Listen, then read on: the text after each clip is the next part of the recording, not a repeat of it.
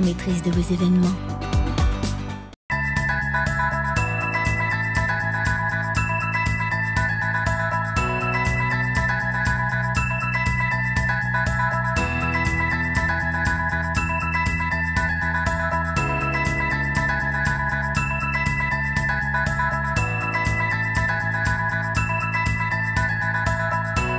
Bonjour mesdames, messieurs, bienvenue à Série Rugby, votre web TV dédiée au rugby languedocien de la 4e série à honneur, diffusée mercredi, jeudi et vendredi sur serierugby.fr. Avec mes serial chroniqueurs, bonjour Stéphane. Salut Alain. Bonjour Michel. Salut Alain. Bonjour Jérémy. Salut Alain. Et bonjour Bruno. Salut. Je vous sens d'humeur joyeuse. Complètement. Hein? Et d'ailleurs, avant de... Bon, il y a quand même une bonne nouvelle. On peut féliciter l'équipe de Pousse-en-Metz qui, à force de persévérance, a enfin gagné un premier match cette saison. Voilà, félicitations à eux. Au nom de toute l'équipe, on peut leur... On commence par la promotion. Voilà.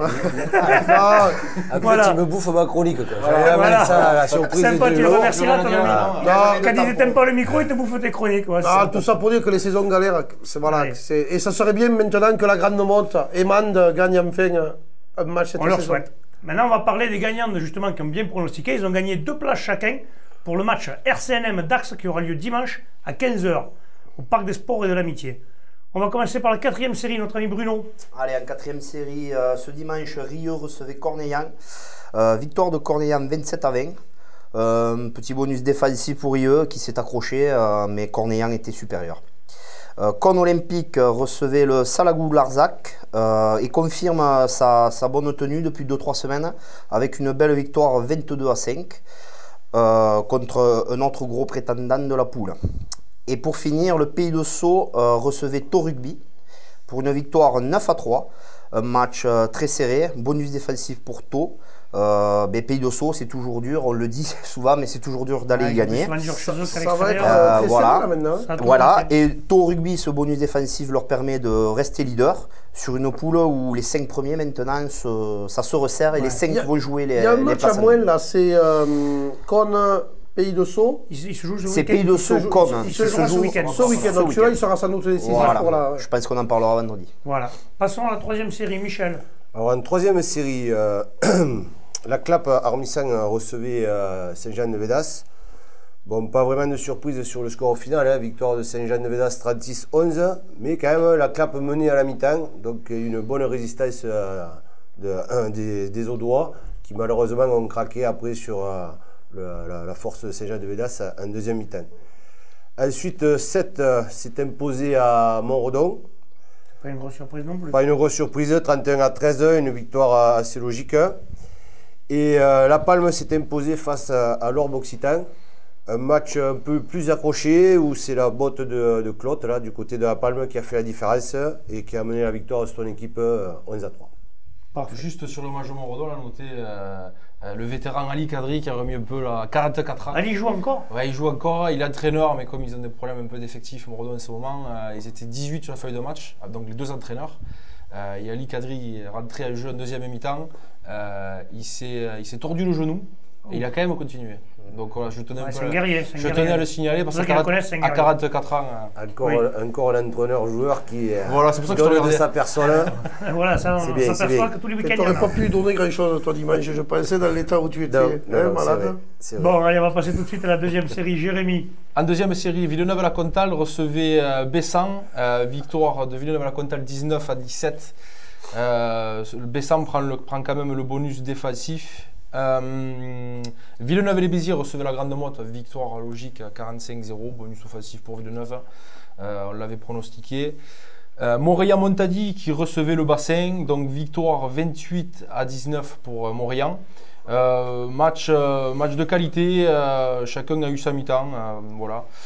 L'Alaric qui recevait Port-Irania. Alors là, un match un peu bizarre. Il paraît qu'il y a des problèmes d'arbitrage dans ce match. Bonne première mi-temps de l'Alaric. L'arbitre se déchire le mollet en deuxième mi-temps. Bruno, on se déchire le dimanche soir. Ça, c'est gratuit. Ça, c'est le. Il ouvre les hostilités. Et tu joues au foot, t'aurais pris un tacle aux oreilles. Là, il t'a saccadé. Dimeco à l'époque de Marseille, il m'a pris au genou. Il t'a envoyé une saucisse. C'est si son l'arbitre métier, s'est Marc. déchiré, c'est que le match il devait être. Ça devait courir alors. Ça devait courir. Bon, ça c'est devait quand même de grosses équipes de la poule qui envoient beaucoup de jeux en plus. Donc, fait de jeu, l'arbitre se déchire, il désigne un arbitre capacitaire donc à pile ou face, ça tombe sur la larique. D'autres crient au scandale, d'autres non. Voilà. De toute façon, il en faut un. Hein. Voilà. Après, Le fait est, c'est que c'est la difficile règle. d'arbitrer, surtout quand tu es joueur Oui, de voilà. l'équipe. c'est pas évident. Ça Voilà. aurait été la Donc, pièce, il ça faut serait pas- tombé sur Portier, personne ne il va faut voir. pas- il faut jeter la pierre sur personne dans ces cas-là. La botte de jambe, là, quand même, a fait la différence. La botte de jambe a quoi. fait la différence, ouais, tout à fait. Et le dernier match, c'était Nevian Canet qui recevait l'AOC dans un match assez difficile, on annonçait pour Nevian Canet. Mais finalement, ils l'ont emporté. 12-11, bonus offensif pour Veillant. Bon match. Et signaler la grosse partie de Jérémy Fluxa qui fait la une de l'Indépendant. Oui, tu Pas la m'étonnes. une, mais dans l'Indépendant. Et on a vu que lui en photo. On l'a reconnu qu'aux cheveux en fait. Un match, une photo. Il y en a qui sont Bruno, bons, il joue tout le temps, il marque trois des essais, je l'ai jamais vu. Ils veulent nous tuer en fait. Ça, en fait, Ils veulent nous tuer. non, mais Fallait pas nous placer comme ça. pour on le est- coup, oh pour là, une fois voilà. qu'il dit pas une connerie, c'est Kai. Allez, Bon voilà, je voulais parler du match, mais match assez agréable où le match a eu du mal à démarrer, mais chaque équipe a mis son jeu en place. Même si là aussi avait une occasion à 10 minutes de la fin là, De tuer le match. de tuer le match, de mettre 3 points, puisqu'ils étaient menés 12-11, ils ont décidé de la jouer à la main. ouais, tout le monde a joué, quoi. Il y a eu du bon moment, c'est Ouais, du jeu. quoi. mais sur le coup, ils ont eu tort parce qu'on a quand même assez bien défendu et ils repartent Ah, mais avec ça, la tu sais défaite. jamais quand tu le tentes. Hein. Et là, vous Si on le validez la savait quand on qualification On définitivement. valide définitivement la qualification et je pense que c'est une défaite positive, si on peut appeler ça comme ça, pour Veillant Cuxac. Ouais. Voilà, pour les prochaines échéances à venir. Pardon. Bah, allez, passons à la première série, pardon. Notre ami Bruno, tiens. Allez, toi. c'est à moi. Vas-y, fais-nous rêver. Vincent recevait Lioran, victoire bonifiée 30-0 face à une valeureuse équipe de Lioran qui s'est accrochée un beau dimanche après-midi. Voilà. Trèves recevait Périac-Bage dans un match très important dans l'optique du barrage à domicile. Oui, ça, c'était important. Belle victoire de Trèves, 26-13, victoire bonifiée avec le bonus offensif. Ah, moi, j'aurais pensé que Périac allait faire Ah, un coup. mais le score est un peu lourd par rapport à la physionomie du match. Disons que Trèves a été très opportuniste et réaliste. marqué les points qu'elle Périac, voilà, c'est un peu lourd pour eux, quoi. D'accord. J'espère que personne n'a marché sur les orteils de Cédric Monterre là, quand même. Non. L'arbitre là. Monsieur l'arbitre qui avait un problème Il se fait souvent marcher sur les pieds quand même. à l'orteil, c'est pas faux. Qu'est-ce que c'est? Bram recevait Nissan Colombier dans un duel de bas de tableau. Victoire de Bram 10-3. Nissan Colombier a eu le bonus défensif. D'accord. Cruzy Saint-Chinian recevait Morio Carnon. Belle résistance de Morio. Courte défaite 20-13. Un bonus défensif peut-être important dans C'est un l'optique peu de surprenant, la même. Je 7e pensais qu'il place. aurait pu scorer, moi. A priori, Morio a fait un très très bon match en s'accrochant vraiment en défense. Et Cruzy Saint-Chinian, bon, ils assurent l'essentiel, c'est-à-dire la victoire. Mais Avec bonus il devait, non, sans bonus. Il devait espérer peut-être un petit peu plus à l'entame de la rencontre. Et enfin, pour terminer, la grosse affiche de la journée, Montréal-Malepère recevait Saint-André. Belle victoire de Montréal, 16-7. Un gros duel devant. Montréal a fait un gros match.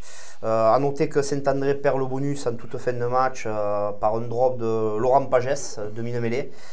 Toujours là, j'ai joué avec lui il y a 12 ans de ça.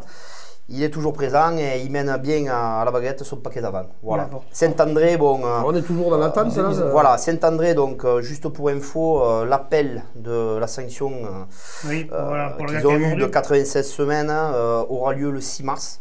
Donc Non, mais on le 6 attend. mars, ils attendent. En attendant, Cruzy Saint-Chinian remonte à 1 point de Saint-André et la prochaine affiche, on en reparlera je pense vendredi, sera très intéressante Ah oui. à Saint-André Ah oui. pour la première place. Bon, pour nous le verrons voir. ça vendredi.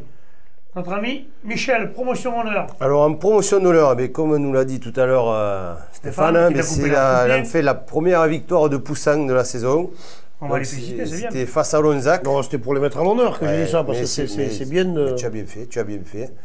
Donc un match qui se déroulait à Metz. Donc Olonzac se déplaçait à 18, ceci expliquant peut-être un peu cela. Mais bon, 2 essais du côté de Poussang, un essai de l'ailier, du pilier Pommier, et du régional de l'étape, le 3/4 centre Jean-Baptiste Tournemire, qui était le seul représentant de Metz, puisque ses collègues étaient partis au ski. et qui a marqué l'essai de la gagne. Voilà, il était capitaine, en fait, c'était son jour de gloire. Voilà. Eh Donc, ben, oui. première victoire, premier capitanat. Parce que Philippe Caffort a lui poussé une bonne gueulante, là. Il doit avoir bien des boules, Philippe. Oui, justement, il n'était pas du tout content de l'investissement de son équipe, malgré les très nombreuses absences qu'ils ont. Ils ont un effectif un peu plus réduit cette année, mais ils ambitionnaient vraiment faire quelque chose un autre résultat. Bien sûr. Allez, continuons. Ensuite, Villeneuve-les-Maguelones recevait les Rives d'Orbe et s'est enfin imposé à la maison contre un gros. Donc, enfin, une performance. Ça, c'est un peu une surprise, parce que je pense que beaucoup de gens ont pronostiqué une victoire des Rives d'Orbe là-bas. Voilà, donc ça a été un match à l'arraché. Hein. Les Rives ont 2 pénalités en fin de match pour repasser devant. Elles sont manquées. Et bon, pour une fois, ça a souri du côté de Villeneuve-les-Maguelones. Ils étaient 9e il y a 3 matchs. C'est bien que les petits gagnent aussi.